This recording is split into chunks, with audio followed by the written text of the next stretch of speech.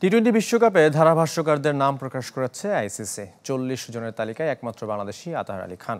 এদিকে টুর্নামেন্টের শুভেচ্ছা দূত হয়েছেন পাকিস্তানি কিংবদন্তি শহীদ আফ্রিদি। আর শেষ মুহূর্তে বোর্ড চেয়ারম্যানের হস্তক্ষেপে আটকে গেছে পাকিস্তানের বিশ্বকাপ স্কোয়াড।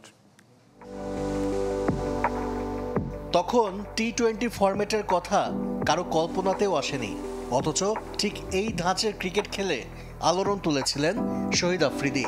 ওয়ানডেতে সবচেয়ে কম বলে সেঞ্চুরির রেকর্ড নিজের করে রেখেছিলেন 1.5 যুগ ধরে, তাও মাত্র 16 বছর বয়সে। সবচেয়ে কম বয়সে ওয়ানডেতে সেঞ্চুরির রেকর্ড এখনও তার দখলে। 50 ওভারের ম্যাচে সবচেয়ে বেশি ছক্কার মালিকও এ পাক লেজেন্ড। এমন এক ক্রিকেটার টি-20 বিশ্বকাপের সাথে যুক্ত হবেন না তা কি করে হয়? Usain bolt, Chris Gayle, Yuvraj Singh এর পর টি-20 বিশ্বকাপের শুভেচ্ছা দূত হলেন শহীদ আফ্রিদি।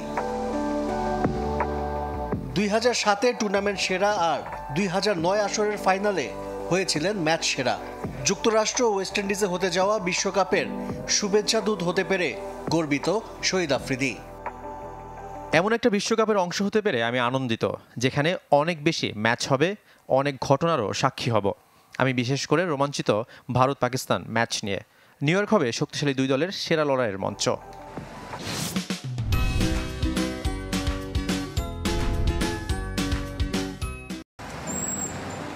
শুক্রবার বিশ্বকাপ স্কোয়াড ঘোষণার কথা ছিল পাকিস্তানের, তবে তা শেষ মুহূর্তে আটকে দিয়েছেন পিসিবি চেয়ারম্যান মহসিন নাকভি।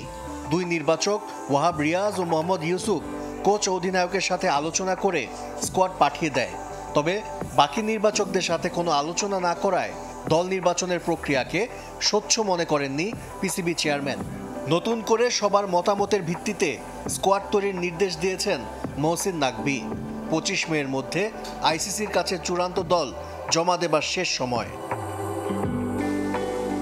এদিকে টি-20 বিশ্বকাপের জন্য ধারাভাষ্যকারের বিশাল তালিকা প্রকাশ করেছে আইসিসি। আসরে 40 জন থাকবেন মাইক্রোফোন হাতে, যেখানে একমাত্র বাংলাদেশি আতাহার আলী খান। এছাড়া Ravi Shastri, Harsha Bhogle, Alan Wilkins, Danny Morrison, Ramiz রাজার মতো জনপ্রিয়রা তো থাকছেনই। Steven Smith, Carlos Brathwaite, Aaron ফিঞ্চরাও আছেন সে তালিকায়। আশিক রুদ্র, চ্যানেল 24।